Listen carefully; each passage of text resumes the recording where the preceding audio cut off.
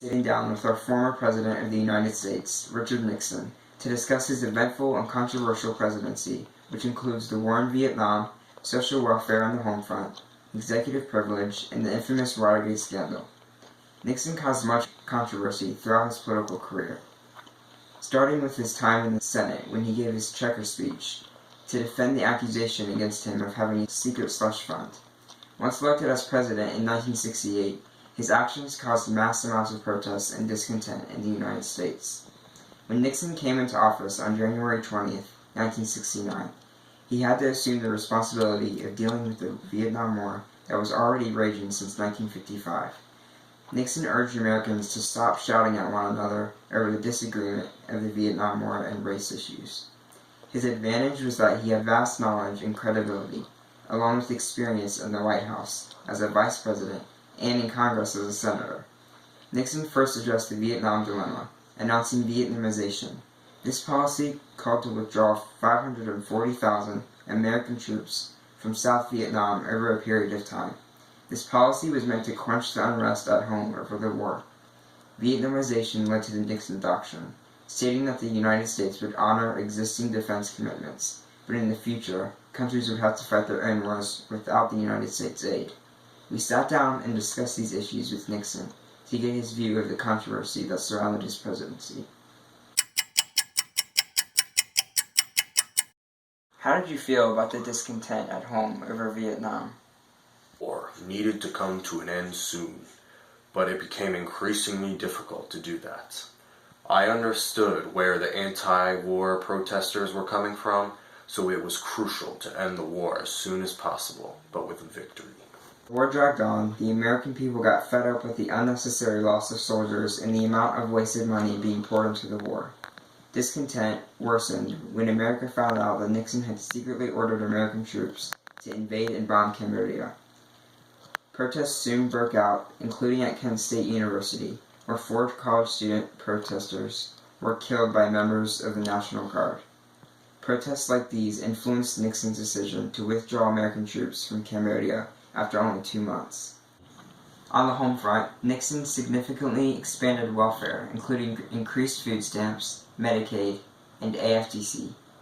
He also implemented the Philadelphia Plan in 1969, ensuring the employment of blacks and minorities by establishing hiring quotas for employers. Another landmark creation on the home front was the EPA in 1970. At any point during your time in office, did you believe that foreign or domestic policy was more important than the other at the time? In order to solve many of the domestic issues, I had to focus on foreign conflicts, especially with Vietnam. The Middle East was also very crucial because it was our oil supplier, so keeping good relations with them was especially important. But relations between the Soviets and China was also crucial because we needed to pressure North Vietnam into surrendering through China and the Soviets, and therefore relaxing the unrest of Americans at home. He traveled to Communist China in February of 1972, where he negotiated the Shanghai Communique, which agreed to normalize the relationship between the U.S. and China. Nixon then visited Moscow in May of 1972, where he reached significant agreements. These visits ushered the era of détente, relaxed tension between China and the USSR. Elected by a landslide in 1972, Nixon's legacy soon met its downfall. His most scandalous acts were soon revealed when his tape-recorded conversations with his top aide were made known to the public.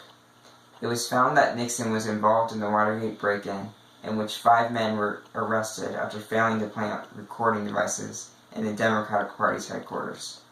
This was not the only dirty trick that the Nixon administration was involved in, as other corruption was revealed, like forging documents to discredit Democrats, using the IRS to harass innocent citizens on the White House enemies list, and perverting the FBI and CIA to cover the dirty tricks.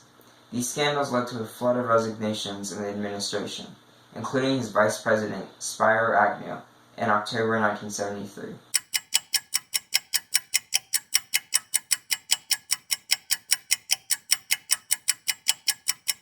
happening once the public knew about the misconducts of your administration?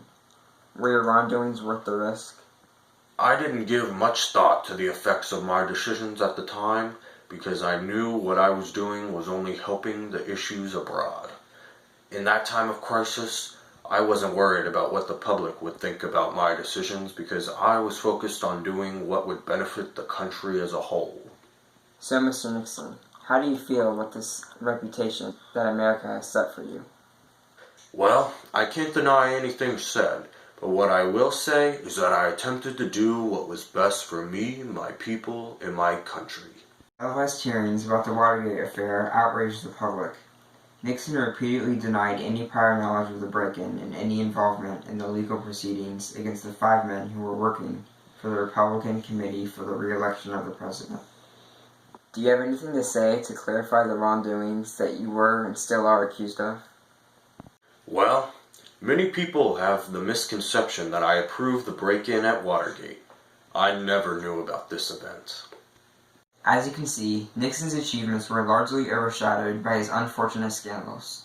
Although Watergate was the main cause of his demise, he accomplished more than what people gave him credit for. He overcame the high inflation of the late 60s, helped to address concerns to the environment with many environmental protection laws, decreased tensions in the Cold War, and also made the hard and challenging decisions to get America out of the Vietnam War.